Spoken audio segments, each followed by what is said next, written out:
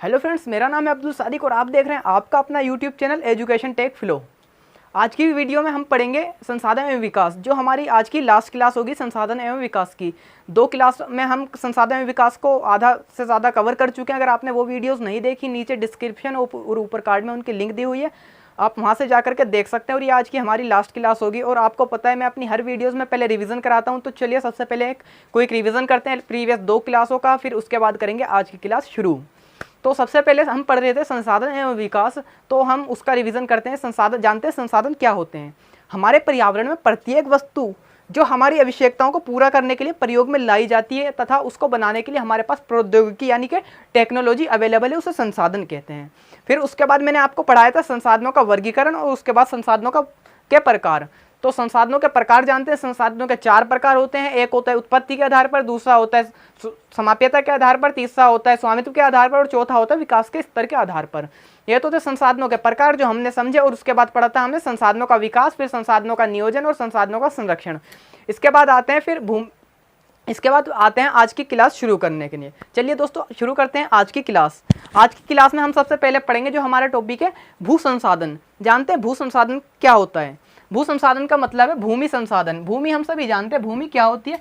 तो मैं थोड़ा सा आपको समझाता हूँ जिससे एक्सप्लेन करने से आपको ज़्यादा बेटर अंडरस्टैंडिंग होगी। तो सबसे पहले आज का हमारा टॉपिक है भू संसाधन। भू संसाधन क्या होता है यानी कि भूमि संसाधन। भूमि हम सभी जानते हैं, भूमि के बारे में जानते हैं। भूमि एक प्राकृतिक अनवीकरणीय संसाधन है। भूमि एक प्राकृतिक अनवीकरणीय संसाधन है। इसका मतलब है भूमि एक प्राकृतिक अनवीकरणीय संसाधन है, यानी कि भूमि को दोबारा नहीं बनाया जा सकता। भूमि एक लिमिटेड रिसोर्सेज है हमारे पास जिसको हम दोबारा नहीं बना सकते। जो हमारे पूर्वज उसे इस्तेमाल करते आ रहे हैं और हमारी आने वाली भावी पीढ़ी उसको इस्तेमाल करेगी। तो ये है भूमि एक अनवीकरणीय संसाधन। और उसके बाद आते हैं भूमि पर आधारित व्यवस्थाएं।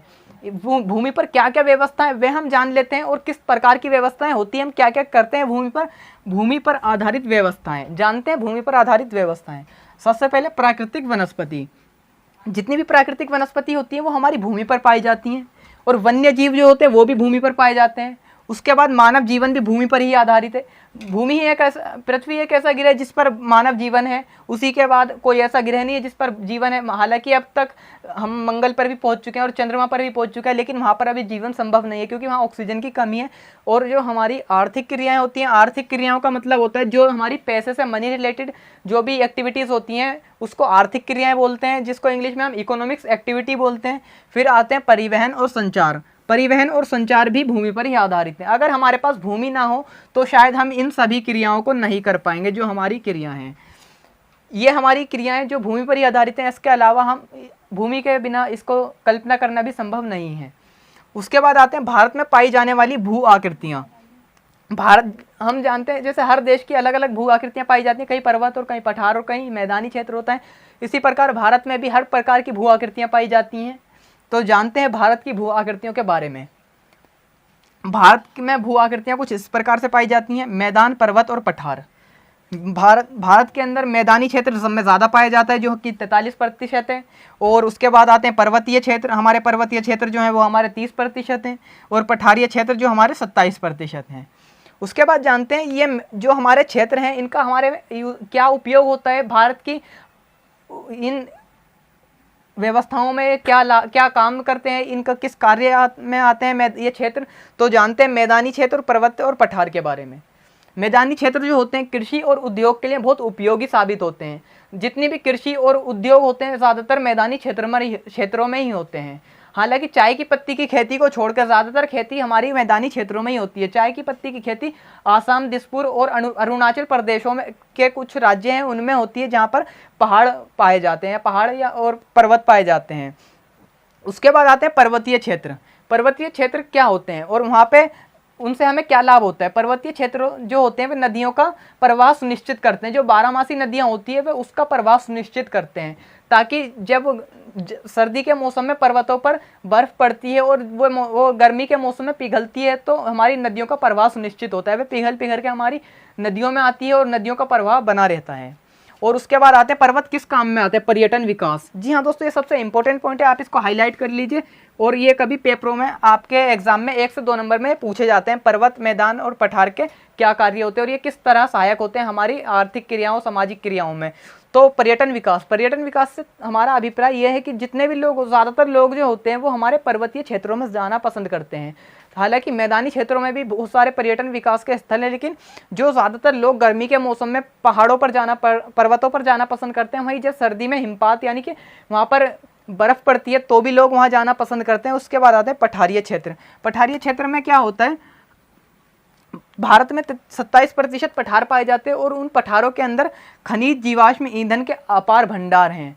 हमारे जो पठारीय क्षेत्र हैं उनके अंदर खनिज और जीवाश्म ईंधन के अपार भंडार हैं जो हमें आजीवन मिलते रहेंगे और हमारी भावी आने वाली पीढ़ी भी उसका इस्तेमाल करेगी। दोस्तों ये तो जाना हमने भू संसाधन क्या होता है और उसकी क्या व्यवस्थाएं होती हैं, उसमें क्या क्या क्रियाएं होती हैं, जैसे जीव जंतु और पेड़ पौधे, वनस्पति और मानव जीवन और संचार और परिवहन व्यवस्था, ये सभी उसकी ये व्यवस्थाएं, सभी जितनी भी क्रियाएं हैं सभी भू संसाधन पर निर्भर करती हैं। और अब उसके बाद जानेंगे हम भारत में भू संसाधन का प्रारूप क्या है। तो आइए चलते हैं, जानते हैं भारत में भू संसाधन का प्रारूप। भारत में भू संसाधन का प्रारूप जानने से पहले सबसे पहले हम कुछ जानेंगे, जो कि भारत का कुल भौगोलिक क्षेत्रफल 32.8 लाख वर्ग किलोमीटर क्षेत्रफल में फैला हुआ, जिस पर आर्थिक और सामाजिक और राजनीतिक और बहुत सारी क्रियाएं होती हैं भारत के अंदर। और भारत के भूउपयोग को निर्धारित करने वाले 2 कारक होते हैं, एक मानवीय कारक होता है और एक भौतिक कारक होता है। मानवीय कारक के अंदर जनसंख्या घनत्व आता है। जनसंख्या घनत्व का मतलब है एक पर्टिकुलर एरिया में कितने लोग रहते हैं। अगर इसकी बात की जाए तो इसका एक एग्जांपल के सहायता से समझते हैं, जैसे एक वर्ग किलोमीटर क्षेत्रफल में कितने 1000 लोग रहते हैं, 2000 लोग रहते हैं, तो यह है जनसंख्या घनत्व। इसके बाद आते हैं प्रौद्योगिकी की क्षमता। प्रौद्योगिकी की क्षमता का मतलब क्या है, यहाँ पे होता है प्रौद्योगिकी की क्षमता यानी टेक्नोलॉजी का टेक्नोलॉजी की कितनी लिमिटेशन है, कितनी लिमिट है, हम टेक्नोलॉजी हमारे पास कितनी है, ये तो हमारे प्रौद्योगिकी का मतलब होता है टेक्नोलॉजी। उसके बाद आते हैं संस्कृति और परंपराएं। जनसंख्या घनत्व के लोग जो रहते हैं उनकी क्या संस्कृति और क्या परंपराएं, क्या रीति रिवाज हैं, वो किस रीति रिचुअल्स को फॉलो करते हैं, उसको कहते हैं संस्कृति और परंपराएं। उसके बाद आते हैं भौतिक कारक के ऊपर। भौतिक कारक में क्या आता है, भू आकृति। भू आकृति हमने प्रीवियस टॉपिक में देखा था। भू आकृति, भारत में 3 प्रकार की भू आकृति पाई जाती हैं, जिसमें मैदान, पर्वत और पठार पाए जाते हैं। उसके बाद आते हैं जलवायु में। जलवायु क्या है दोस्तों, भारत में अन्य कई प्रकार की जलवायु पाई जाती है। जलवायु का मतलब मौसम से, जैसे हमारे यहाँ पे गर्मी, सर्दी, बरसात और वसंत ऋतु आती है, तो उसी का से जलवायु का अभिप्राय है। और उसके बाद आते हैं मृदा के प्रकार। मृदा के प्रकार हम आने वाले टॉपिक्स में कवर करेंगे, फिर भी मैं आपको बता देता हूँ मृदा कई प्रकार, भारत में के उच्चावच में कई प्रकार की मृदाएं पाई जाती हैं। जैसे फॉर एग्जाम्पल के लिए लेते हैं जलोढ़ मृदा, काली मृदा, लाल मृदा और लेटेराइट मृदा और मरुस्थलीय मृदा। कई प्रकार की मृदाएं पाई जाती है जो हम आने वाले टॉपिक्स में कवर करेंगे मृदा संसाधन के बाद। और उसके बाद एक कानून है जो वनों के उन्मूलन के लिए बना हुआ है, उसको कहते हैं राष्ट्रीय वन नीति कानून, जो वन के उन्मूलन यानी वनों को बढ़ावा देने के लिए बना है। इस कानून का मतलब है, अगर जैसे हमारा भारत का 32.8 लाख वर्ग किलोमीटर का क्षेत्रफल है, तो इसके 33% भाग में वन होने ही चाहिए। ये कानून 1952 में यानी कि 1952 में बना था। जैसा हम सभी जानते हैं, राष्ट्रीय वन नीति 1952 के अंतर्गत भारत के कुल भौगोलिक क्षेत्रफल का 33% वन वांछित है। यानी कि अगर भारत में 32.8 लाख वर्ग किलोमीटर का क्षेत्रफल है, तो उसका 33% हमारे पास वन होना ही चाहिए। और वन होने का क्या लाभ होगा, जिससे हमारा पारिस्थितिक तंत्र संतुलन में रहेगा और हमारी बहुत सारे हमारे जो पृथ्वी है उसको हानि होने से बचेगा। और अगर हमारा पारिस्थितिक तंत्र असंतुलन हो जाता है तो हमारे ओजोन परत का छिद्र बड़ा होता है और हम अल्ट्रावायलेट किरणें यानी पराबैंगनी किरणें हमारे पृथ्वी पर आती हैं और दिन प्रतिदिन पृथ्वी का तापमान बढ़ता जा रहा है, जिससे ग्लेशियर पिघलते जा रहे हैं, पृथ्वी की नमी खत्म होती जा रही है, जिससे हमारा आने वाली भविष्य में पीढ़ी उनका भविष्य खतरे में है। तो यही है वन नीति द्वारा ही निर्धारित यह सीमा पारिस्थितिक तंत्र का संतुलन बनाए रखने के लिए अति आवश्यक है। जी हाँ दोस्तों, जैसा मैंने आपको समझाया सिर्फ वही लिखा है और वही मैं आपको समझा रहा हूँ। अब इसके बाद पढ़ेंगे हम आगे का टॉपिक, भूमि निम्नीकरण और संरक्षण के उपाय। चलिए जानते हैं भूमि निम्नीकरण और संरक्षण के उपाय। निम्नीकरण के उपाय जानने से पहले तो यही जानते हैं भूमि का निम्नीकरण होता क्या है। चलिए दोस्तों जानते हैं भूमि का निम्नीकरण क्या होता है। भूमि का निम्नीकरण से अभिप्राय भूमि के गुणों का ह्रास होना है। मैं अब आपको डिटेल्स में बताता हूँ क्या होता है भूमि का निम्नीकरण। जब भूमि के गुणों का ह्रास होने लग जाए या भूमि संरक्षण को अच्छी तरह से भूमि को अच्छे से संरक्षण ना किया जाए, भूमि को बचाया ना जाए, भूमि के संसाधनों की अवहेलना यानी उनका गलत दुरुपयोग होने लगे, तो उसको भूमि का निम्नीकरण होना कहते हैं। अब हम इसी को समझेंगे भूमि का निम्नीकरण किस प्रकार होता है और उसके क्या उपाय होते हैं भूमि का निम्नीकरण रोकने के। तो चलिए दोस्तों आते हैं हम अपने टॉपिक हमारा आपके सामने, भूमि का निम्नीकरण और संरक्षण के उपाय। भारत में 13 करोड़ हेक्टेयर भूमि निम्नीकृत है। 13 करोड़ हेक्टेयर भूमि भारत में निम्नीकृत है और 28% वनों के लिए, 56% क्षेत्र जल पर आपादित है तथा शेष क्षारीय और लवणीय है। इसका मतलब यानी कि इसमें नमक की मात्रा ज़्यादा है। और उसके बाद आते हैं निम्नीकरण की समस्या से निजात पाने के उपाय। ये हमने पढ़ा निम्नीकरण क्या होता है और अब उसकी समस्या से निजात पाने के उपाय। वन रोपण और चारागाहों का उचित प्रबंध करके, ज़्यादा से ज़्यादा वनों का निर्माण करके और चारागाहों का उचित प्रबंध करके भूमि का निम्नीकरण को होने से रोका जा सकता है। पेड़ों की रक्षक मोखला। पेड़ों की रक्षक मोखला का मतलब है, आपने देखा होगा जब हम कोई पेड़ लगाते हैं तो उसके ऊपर चारों तरफ हम एक घेरा बना देते हैं, या तो ईंटों का या फिर लोहे का किसी भी चीज़ का हम एक घेरा बना देते हैं। उसी को पेड़ों की रक्षक मेखला कहते हैं, जिससे हमारी मिट्टी एक जगह एकजुट रहती है और मिट्टी बहती नहीं है पानी से। उससे हम भूमि के निम्नीकृत होने से रोक सकते हैं। फिर रेतीले टीलों को कांटेदार झाड़ियाँ लगाकर, इसमें आते हैं रेगिस्तान में आपने अक्सर देखा होगा रेत इस कदर उड़ता है कि वहाँ पर रोकना मुश्किल ही नहीं नामुमकिन हो जाता है। तो वहाँ भूमि का निम्नीकृत होना आवश्यक बहुत ही ज़्यादा होता रहे वहाँ भूमि का निम्नीकरण, तो उसको कैसे रोका जा सकता है रेगिस्तान में कांटेदार झाड़ियाँ लगा करके। झाड़ियाँ जो होती हैं वो ज़मीन को, धरती को और मिट्टी को अपनी जड़ों से जकड़े रहती हैं। इस वजह से भूमि का कटाव होना बहुत मुश्किल हो जाता है और इसी को हम रेतीले पौधे और कांटेदार झाड़ियाँ लगा करके रेगिस्तानी इलाकों में भूमि का निम्नीकरण होने से रोक सकते हैं। इसी तरह हम नॉर्मल इलाके या मैदानी क्षेत्रों में भी भूमि का निम्नीकरण रोकने के लिए वनों का निर्माण करते हैं और पेड़ पौधे लगाते हैं ज़्यादा से ज़्यादा। फिर भूमि के कटाव की रोकथाम करके, आपने देखा होगा जहाँ पर नदी होती है और नदी का बहाव तेज़ होता है तो नदी का किनारा बढ़ता जाता है। वह किस कारण होता है? क्योंकि नदी का भाव जो है वो तेज़ है और भूमि का किनारे को कटाव करता रहता है और नदी चौड़ी होती रहती है। यह भी भूमि का निम्नीकरण होता है। अगर इसको रोकना है तो भूमि के कटाव की रोकथाम करनी होगी। नदी के किनारे हमें कुछ ऐसे पक्के रास्ते, पक्के मजबूत किनारे बनाने होंगे जिससे भूमि के कटाव कम हो। उसके बाद आते हैं बंजर भूमि का उचित प्रबंध करके। भूमि का निम्नीकरण होने से बंजर भूमि का हमें उचित प्रबंध करना होगा, जिस पे हम अपने उद्योग लगा सकते हैं या फिर कुछ उसका अच्छा प्रयोग कर सकते हैं। उस पर हम बागान लगा सकते हैं, पार्क बना सकते हैं।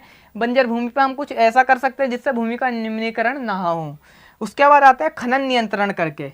खनन नियंत्रण का मतलब है जैसे हम उत्खनन करते हैं, जैसे हम अपनी धरती से सोना, चांदी, लोहा और अयस्क खनिज सब निकालते हैं, तो उसमें जो खदानों में खुदाई होती है तो वह उसका निम्नीकरण होता है। उसको अच्छा नियंत्रण करके उसको कैसे रोका जा सकता है, उसका नियंत्रण करके भूमि का निम्नीकरण होने से बचाया जा सकता है।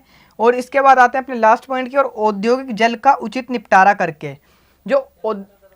जो औद्योगिक जल जो होता है उसके अंदर बहुत सारे अपशिष्ट पाए जाते हैं जो बहुत जहरीले और बहुत खतरनाक दूषित पदार्थ होते हैं। अगर वे हमारी धरती पर आ जाते हैं तो वे जल के साथ साथ जल प्रदूषण के साथ साथ भूमि प्रदूषण और वायु प्रदूषण, हर प्रकार का प्रदूषण फैलाते हैं। अगर हमें उसको रोकना है तो हमें औद्योगिक जल का उचित निपटारा करना होगा ताकि भूमि का निम्नीकरण ना हो।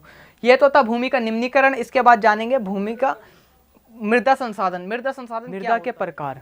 चलिए जानते हैं मृदा कितने प्रकार की होती है और वह कहाँ कहाँ पाई जाती है, भारत के कौन से राज्य में कौन सी मृदा पाई जाती है। चलिए जानते हैं मृदा के प्रकार। सबसे पहले मृदा के प्रकार और उसके बाद आते हैं मृदा के पहले प्रकार पे, जिसका नाम है जलोढ़ मृदा। जलोढ़ मृदा बहुत उपजाऊ मृदा होती है और ये भारत के उत्तरी मैदानों में पाई जाती है। जो पहाड़ों और पर्वतों से नदियों के द्वारा रेत आता है और वह उत्तर के मैदानों में आके मिल जाता है, जिस कारण ये मृदा काफ़ी उपजाऊ होती है। और इस मृदा में रेत, सिल्ट तथा मृत्तिका के विभिन्न अनुपात पाए जाते हैं। यह काफ़ी उपजाऊ होती है और इस मृदा में फसल जो होती है गन्ने की, गेहूं की और चावल की और दलहन की फसल बहुत अच्छी होती है। इसके बाद आते हैं अपनी काली मृदा जिसे कपास मृदा भी कहा जाता है।